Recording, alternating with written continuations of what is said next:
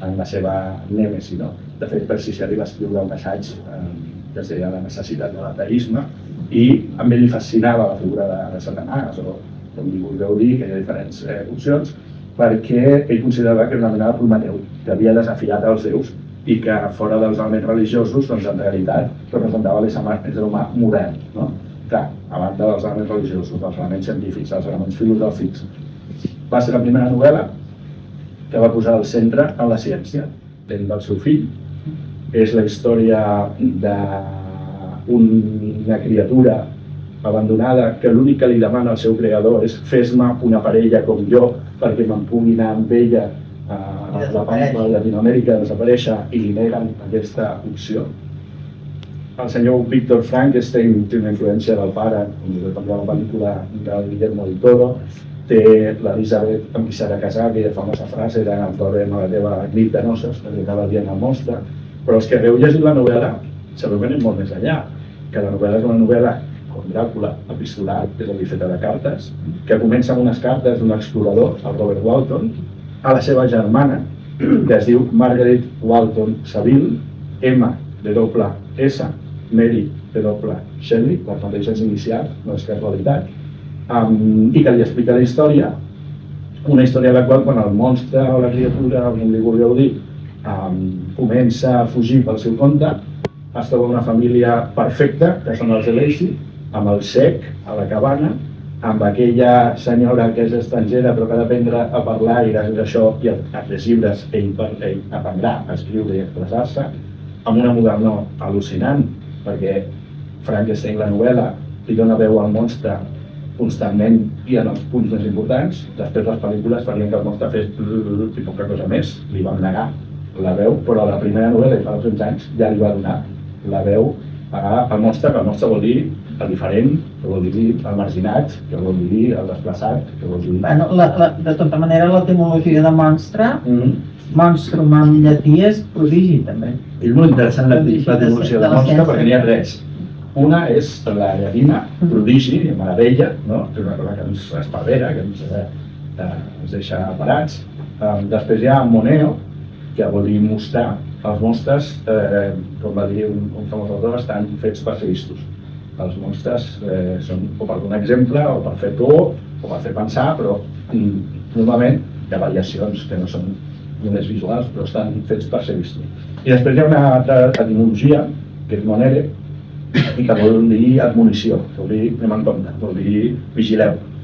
Li agrada dir a Stephen King, creador de monstres, que els monstres els ensenyem per veure per on no hem d'anar, però també per veure per on hem d'anar, no? És a dir, cadascú tria. Per això hi ha gent que els monstres li fan por i ja està, i gent que els monstres li fascinen. Estem en una època de grans monstres, i justament estem en una època en què ens interessa la visió de dintre del monstre i del brivall, del villano, del dolent, i per això surten pel·lícules com el Joker, per això surten històries o sèries com You o com Dexter, és a dir, veure el monstre per dins, veure el dolent per dins. Això vol dir que és una època que no creiem gaire en els herois, ja no ens els creiem.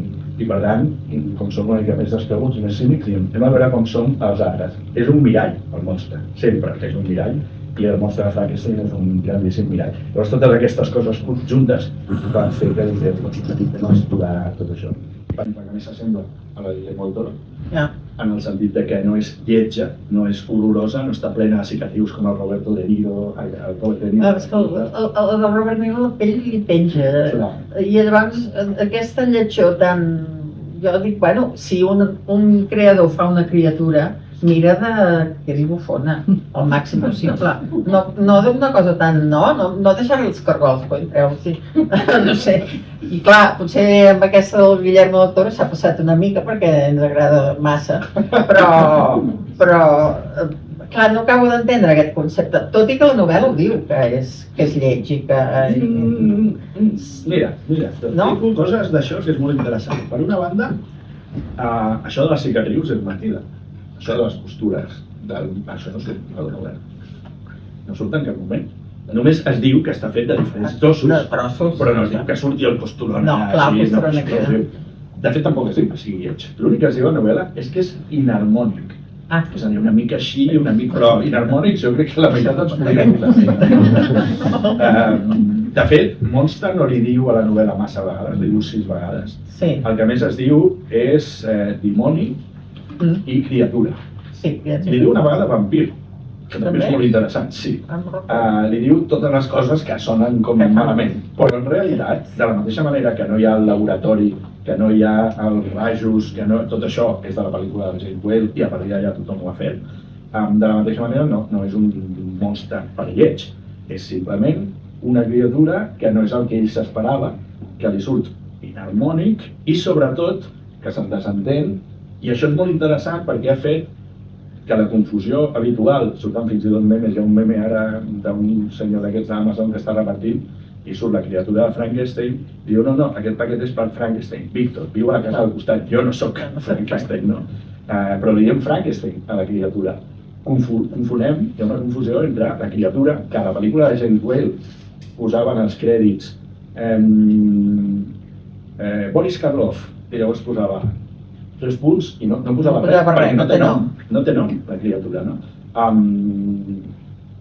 I en canvi, explico les dues coses. Per una banda, la confusió ve per culpa de la gran pel·lícula de la nòvia de Frankenstein, perquè quan es fa la pel·lícula de la nòvia de Frankenstein, que és interessant, però la nòvia de Frankenstein no és una nòvia pel senyor Víctor Frankenstein, és una nòvia per la criatura. I des d'aleshores comença la confusió de dir-li Frankenstein a la criatura, per Frankenstein també aquesta idea del llinatge, que et passes el cognom. Ara, anava a dir, perquè si tu vas al pare... Però si el bateges, l'apuntes al registre i no te'n desentens, perquè si te'n desentens no li poses ni nom, potser no seria el llinatge. T'espanta, i la cosa és que t'espanta, i això en la pel·lícula del Toro està molt... I això de dir, i ara què faig? Està tan així com per dir al Toro, parla'm del teu pare, del Toro. Home, ja ho ha fet, ja, sí. Déu-n'hi-do. Ja se la mengen els peixos, perquè et porta un poemari de Keats a la butxaca i diuen, deu ser ell, però es mor ofegat, visualment els peixos. Es mor Lord Byron a la guerra a Grècia pocs anys després. Es mor Polidori, que Polidori, després d'escriure el vampir, que li atribuïssin a Lord Byron, negant-li l'autoria, al final li reconeixen, però ja estava tan frustrat i li van passar tantes coses que se suïcida. La germanastra, no la Claire Germont, l'altra, se suïcida. Fanny, la germana amb la qual vivia Mary Shelley, se suïcida. La dona del Percy Shelley, a la qual deixa el Percy Shelley, la Harriet, se suïcida. O sigui, va quedar només ella viva amb el seu fill i el seu sogre, que no li passava ni més.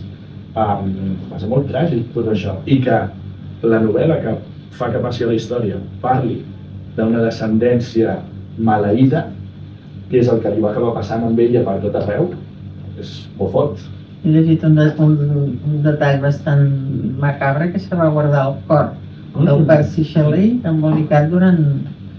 I això és una grandíssima història d'un final bastant curiós. Però va, és que tot és clar. Estem l'època romàntica. Bueno.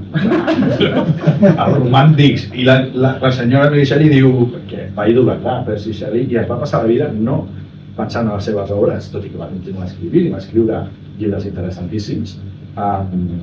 Té una novel·la, L'últim home, que és una novel·la molt potent, però es va passar la vida fent d'editora dels treballs dels poemes del seu home i reivindicant el seu home.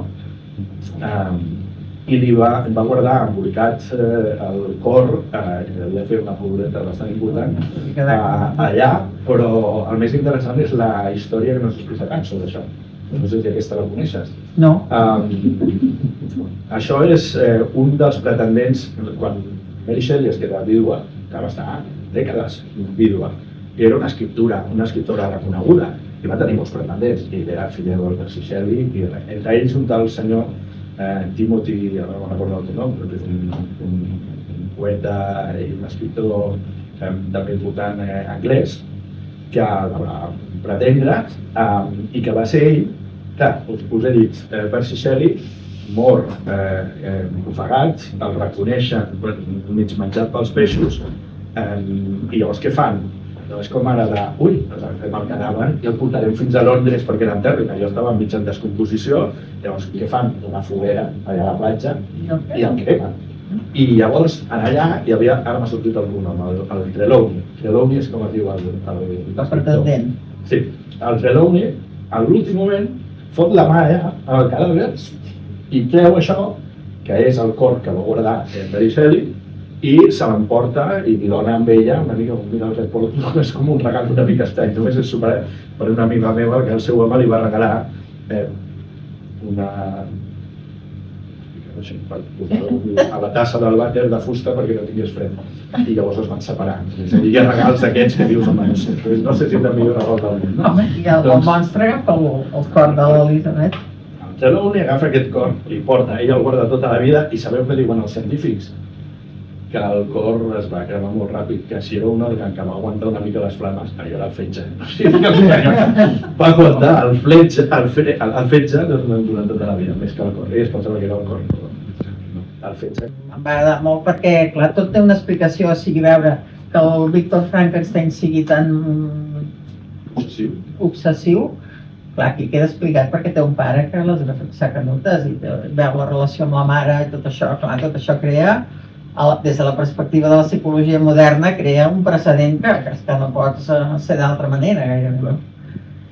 Això com a bo de la primera part, i de la segona, clar, el que et sorprèn del monstre de Frankenstein és quan el monstre es posa a parlar, ara t'explicaré la meva història, que et diu, ara ve una cosa que resulta que ja creixen les floretes, però per l'altra banda et parla com molt realistament que tot té una parada, tot té un nom i tot no. I això crea, clar, han passat això anys. És la novel·la original. Això et dic. I tots els altres dels pel·lícules ho van negar. Ja. O sigui, precisament en això és fidel a la novel·la original, donar-li aquesta veu al monstre i al monstre. No em refereixo. Diu, ara t'explicaré la meva història. Ara t'explicaré la meva història. Però amb això que deies, per exemple, del pare, jo us dic la meva opinió, que és una opinió tantes altres. A mi em sembla molt bona la segona meitat de la pel·lícula, i em vaig avorrir sobiraniament amb la primera meitat de la pel·lícula perquè és una cosa preciosista, amb uns vestits que no té res a veure amb l'original. Serà bonic de veure. Però són molt bonics aquests vestits. I a més el personatge de la dona, o sigui, a veure, l'Elisabet creix en la pel·lícula, perquè és que aquí és pràcticament, primer és a la cosina, a l'edició del 1818, és la cosina germana que havia anat a viure a casa i representa que s'ha de casar amb la família i de l'incest. I en el del 1932 passa a ser una noia adoptada que viu a casa. Per tant, això ja ho va suavitzar. Però clar, aquí agafa tot un sentit. A veure, aquí hi ha dues coses. Una, la novel·la hi ha els partidaris de la versió del 1808, original, i els partidaris del 31, una mica més adulterada en alguns aspectes. Els que som partidaris del 28 acceptem que potser hi ha algunes imperfeccions que després es van arreglar, però que era més fresca i era menys moralista de la que va ser després. Va voler, vídua, sense recursos, amb tothom al seu voltant molt, va voler quedar bé amb la seva societat per no acabar amb la seva pròpia mare, cosa que és supercomprensible, però que les obres d'art no necessiten anar demanant perdó. I l'obra d'art original del Leavitt és molt potent tal com és, encara que tingui coses que et contornin o que no estiguis d'acord. Fer créixer el personatge de l'Elisabet em sembla adequat. No sé si l'actriu és la millor per fer-ho. Això és un altre debat. Tot i que és una actriu molt bona, però aquí no l'acabo de veure jo no donant-li el personatge. Hi ha més d'això, d'enamorar-se del monstre amb la Naomi Watts, del King Kong, del Peter Jackson, allà al llac gelat de Nova York en 30 segons, o en la Jessica Lange, el King Kong original, que en tota l'estona que estem parlant de grans actrius, vull dir que estic fent la comparació per passar a la història, per fer que la pel·lícula està bé. Jo no crec que aquesta pel·lícula passi molt a la història, soc una mica escèptic, però serà una més de la de Frankenstein, però no serà la millor.